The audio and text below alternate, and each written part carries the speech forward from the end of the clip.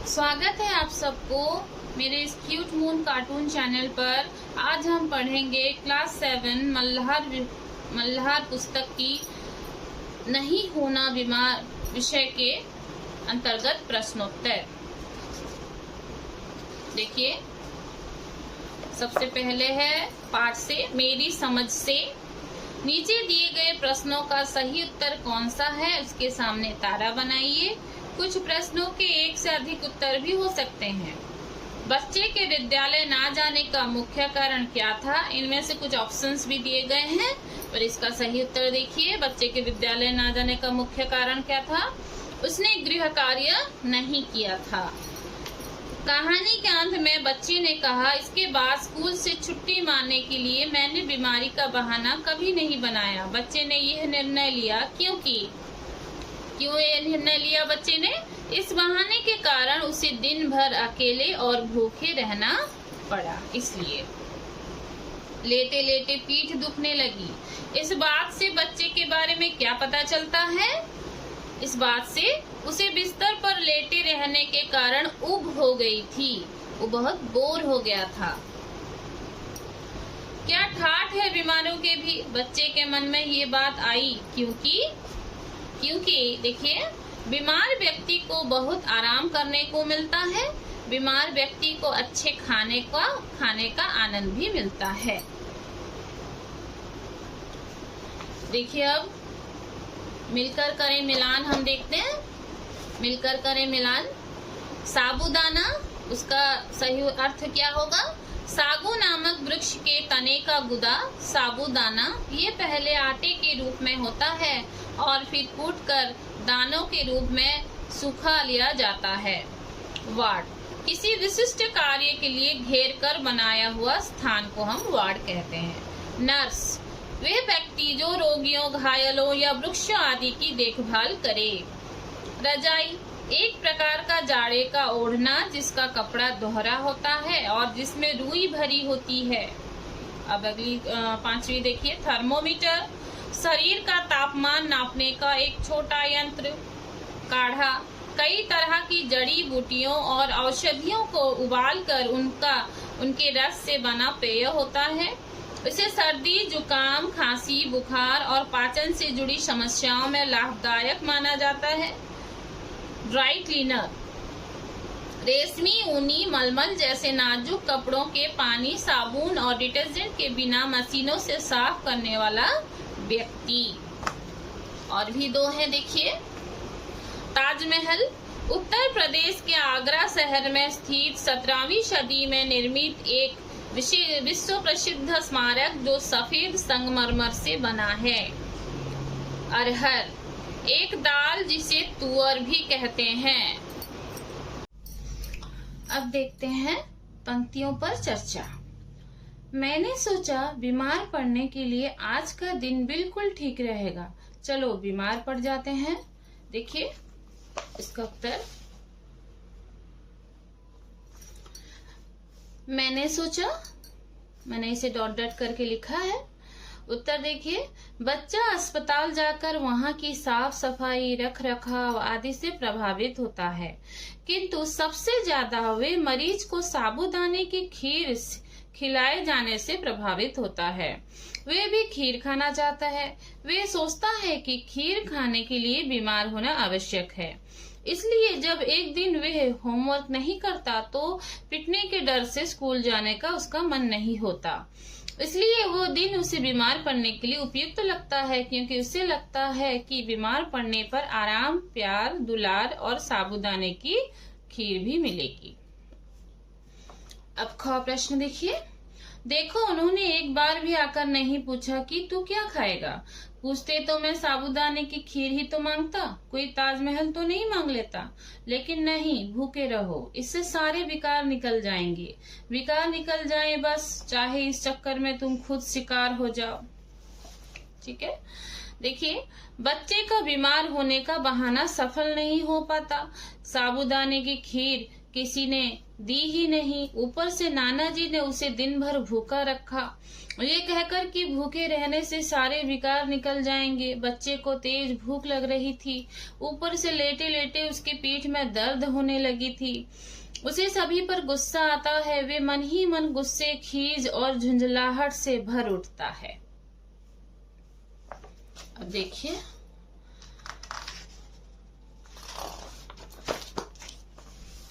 सोच विचार के लिए पाठ को एक बार फिर से ध्यान से पढ़िए, पता लगाइए और लिखिए।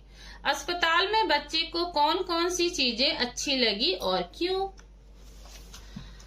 अस्पताल के वार्ड में लाइन से लगे पलंग पर एक जैसी सफेद चादर और लाल कंबल, सफेद दीवारें, ऊंची छत, खिड़कियों पर हरे पर्दे और फर्श एकदम चमकता हुआ।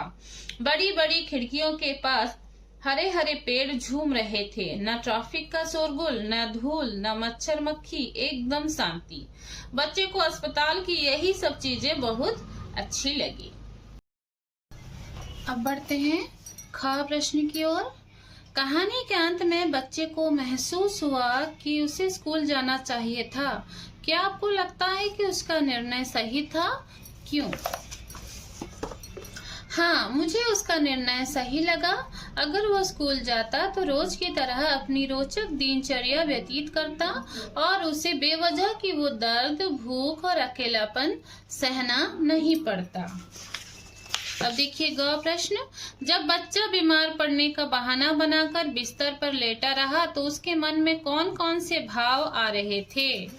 देखिए, जब बच्चा बीमार पड़ने का बहाना बनाकर बिस्तर पर लेटा रहा तो उसने सोचा कि घर के लोग उसे बीमार जानकर उसका ख्याल करेंगे, उसे मनपसंद चीजें खाने को देंगे और ज्यादा लाड भी करेंगे। लेकिन ऐसा ना होने पर वह परेशान हो उठा। दिन भर भूखे पड़े रहने के कारण उसे गुस्सा भी आया। दुख, गुस्से और कुढ़न के कारण वे व्याकुल हो उठा। अब घ प्रश्नों की ओर बढ़ते हैं। कहानी में बच्चे ने सोचा था कि ठाठ से साफ सुथरे बिस्तर पर लेटे रहो और साबूदाने की खीर खाते रहो।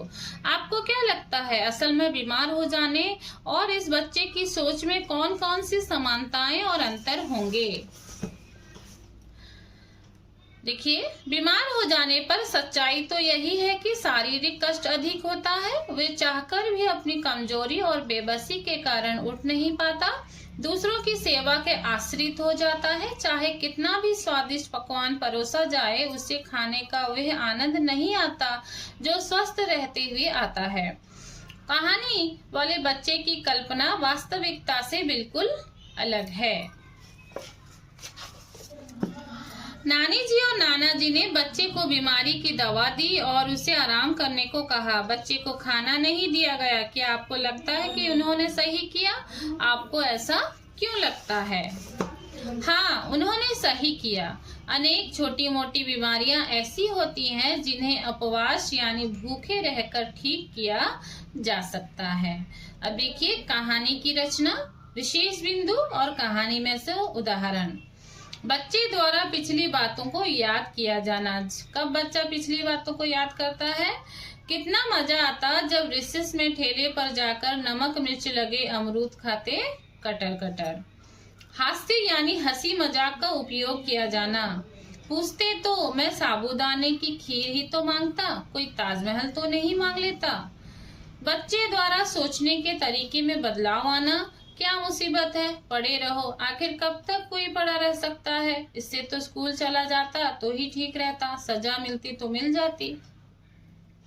कहानी में किसी का किसी बात से अनजान होना। मन्नू एक बार भी मुझे देखने नहीं आया, आया भी होगा तो दबे पांव आया होगा और मुझे सोता जान लौट गया होगा। कहानी में बच्चे द्वारा स्वयं से बातें किया जाना। देखो, उन्होंने एक बार भी नहीं पूछा कि तू क्या खाएगा, पूछते तो मैं साबूदाने की खीर ही तो मांगता, कोई ताजमहल तो नहीं मांगता, लेकिन नहीं। अब देखिए समस्या और समाधान विभाग, जैसे यहाँ पर दिया गया है समस्या। आगे बढ़ते हैं हम समाधान।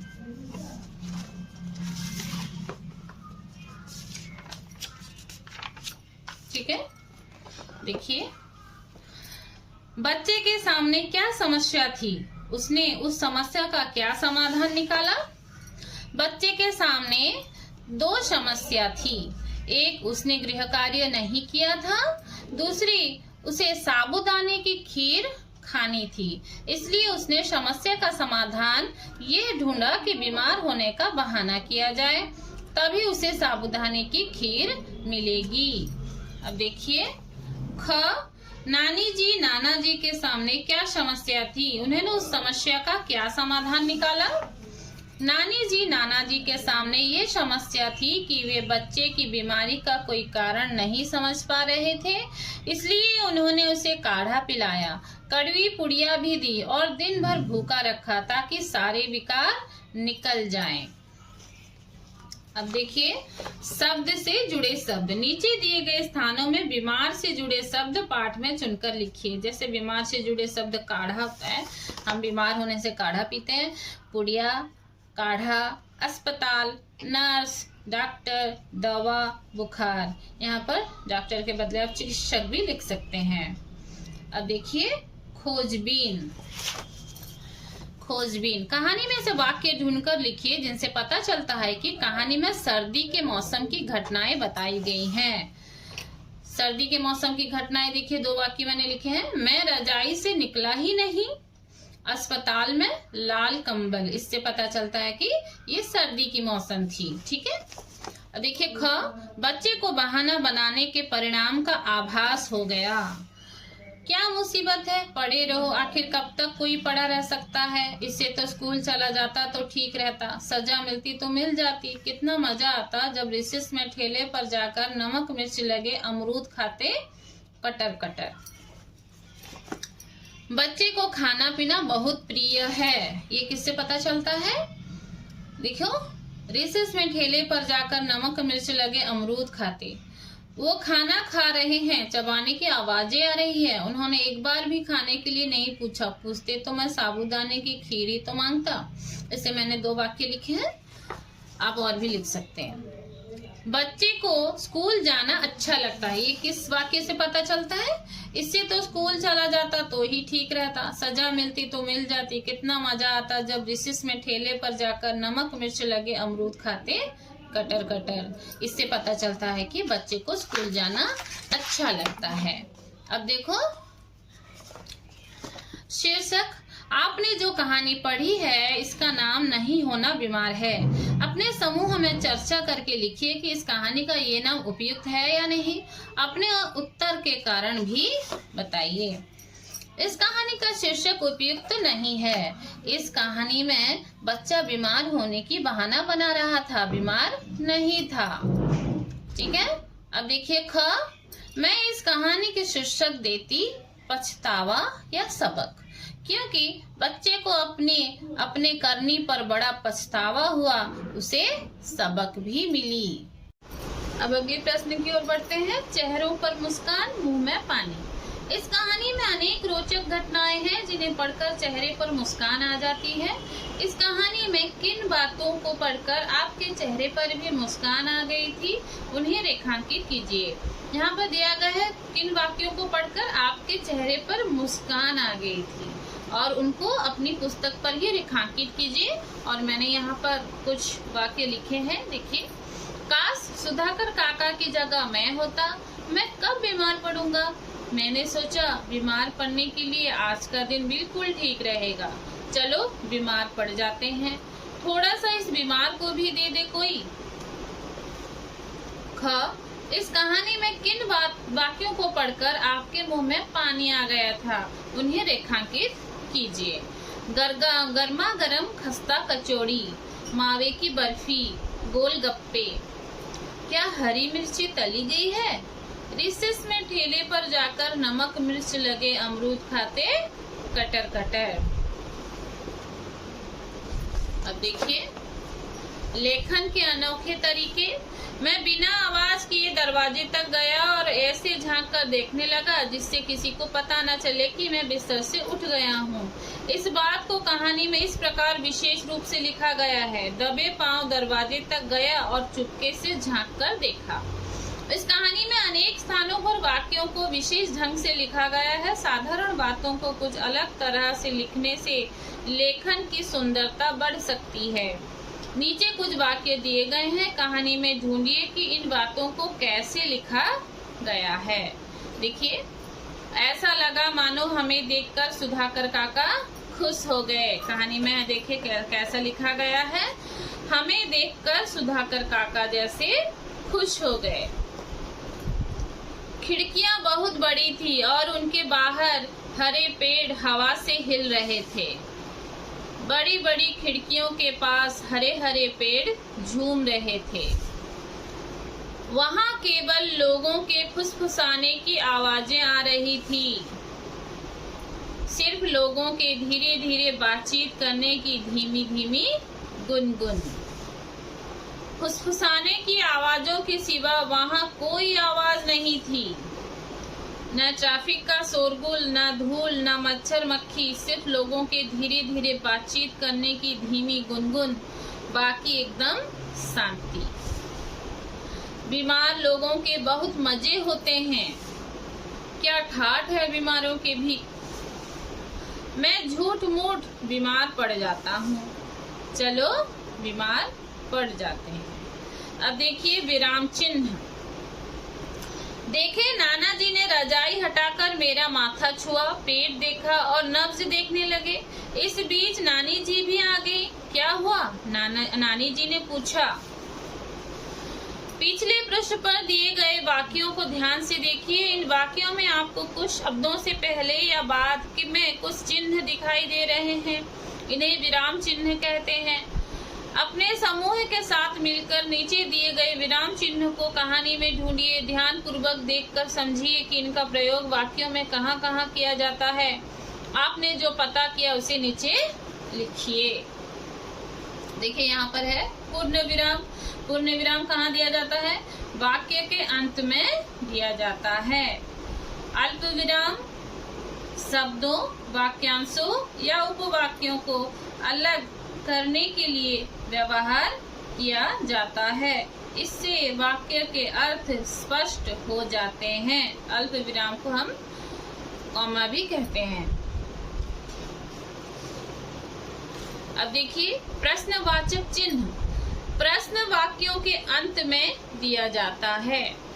विस्मयादि बोधक चिन्ह वाक्य में आश्चर्य, खुशी, दुख, क्रोध आदि भावनाओं को व्यक्त करने के लिए किया जाता है। उद्धरण चिन्ह किसी के कहे गए शब्दों या वाक्यों में और किसी की लिखी हुई किताबों या किसी विषय की शीर्षक में दिया जाता है। ठीक है। अब देखिए पाठ से आगे। बच्चे ने अस्पताल के वातावरण का विस्तार से सुंदर वर्णन किया है। इसी प्रकार आप अपनी कक्षा का वर्णन कीजिए। देखिए ये सब हमें कुछ प्रश्न हैं जिसे हमें करने की जरूरत नहीं, पर ये बहाने जो हैं यहाँ के भी देखिए 2 प्रश्न करने की जरूरत नहीं, पर बहाने क्यों बनाने पड़ते हैं। बहाने ना बनाने पड़े इसके लिए हमें क्या क्या कर सकते हैं, ये प्रश्न मुझे थोड़ा अहम लगा है, इसलिए मैंने इसे बनाया है। देखिए कभी कभी कुछ कार्य करने की हमारी इच्छा नहीं होती, परंतु हम स्पष्ट बताने में डरते हैं, इसलिए बहाने बनाने पड़ते हैं। बहाने ना बनाने के लिए हमें थोड़ी हिम्मत जुटाकर सच बोलने की कोशिश करनी चाहिए। देखिए उसके बाद आज की पहेली, इसको हमें कुछ पहेली दी गई है, उसके उत्तर भी हमें देने हैं। देखिए रोटी जैसा होता है चटनी से, अच्छे से इस प्रश्न को पहेली को पहले देख लेते हैं। रोटी जैसा होता है ये, पर आलू से भरा भरा, घी तेल साथी है इसके, दही चटनी से हरा भरा। तो इसका उत्तर देखिए आलू का पराठा। दाल चावल का मेल है ये तो, भारत भर में तुम इसे पाओ, दक्षिण में ये खूब है बनता, चटनी सांभर संग संग खाओ। गोल तिकोना इसका आकार, गरम गरम तुम इसे बनाओ, कौन सा व्यंजन होता है ये, बोलो बोलो नाम बताओ। तो इसका क्या होगा उत्तर, मसाला डोसा। नाश्ते का यह बड़ा है खास, महाराष्ट्र में इसका वास, मिर्च मसाले से भरपूर, संग बटाटा भी मशहूर, चटपटी चटनी लगी किसे, बुझो नाम तो खाए इसे। तो ये है बड़ा पाव। बेसन से बने चौकोर या गोल, गुजरात में बड़ा है बोल, खाने में नर्म पानी भरे, धनिया मिर्ची संग सजे। क्या होगा ये, ढोकला। अब देखिए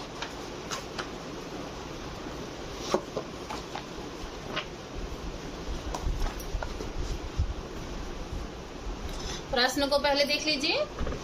गोल गोल पानी से भर के चटनी सोंड सगे, संग इसे खाओ, उत्तर दक्षिण पूरब पश्चिम गली मोहल्ले में भी पाओ, खट्टी मीठी तीखी हाय, खाना तो इसे हर कोई चाहे। तो इसका उत्तर गोलगप्पे। ठीक है, अब देखिए, हरे साग संग मुझको पाओ, मक्खन के संग मुझको खाओ, आटा मेरा हल्का पीला, स्वाद मेरा है बड़ा रंगीला। तो 6 नंबर का उत्तर क्या होगा, देखिए 6 नंबर, मक्के की रोटी। आम आग में पकती हूँ सीध, सौंधा सा स्वाद, साथ में खाओ चूरमा, बन जाए फिर बात, गरम दाल से मुझको प्यार, राजस्थान का मैं उपहार। राजस्थान का उपहार किसे कहते हैं, बाटी। गोल गोल गोल और श्वेत रंग का, रस से भरा हुआ हूँ खूब, मीठी दुनिया का महाराजा, चाशनी मीठी डूब डूब। तो ये क्या होगा, 8 नंबर। देखिए 8 नंबर, रसगुल्ला। तो ये थे इतने जो मुझे अहम लगे हैं, परीक्षा उपयोगी प्रश्न है। और देखिए इनमें से कुछ और भी है, जैसे ये अनुमान, ये घर का सामान, खान पान और आप, ये सब हमें करने की जरूरत नहीं है, आप कर सकते हैं, अच्छी बात है, इसे आप अपनी लेखन पुस्तिका में लिख सकते हैं, परंतु ये परीक्षा उपयोगी नहीं है, इसलिए मैंने करने के लिए कुछ मैंने किया ही नहीं। तो फिर आज के लिए इतना ही ये विषय, फिर मिलते हैं अगली वीडियो में। आपको ये वीडियो कैसा लगा आप मुझे कमेंट में जरूर बताएं, फिर नेक्स्ट वीडियो में किस टॉपिक पर लाऊं ये भी मुझे बताएं। थैंक यू, धन्यवाद।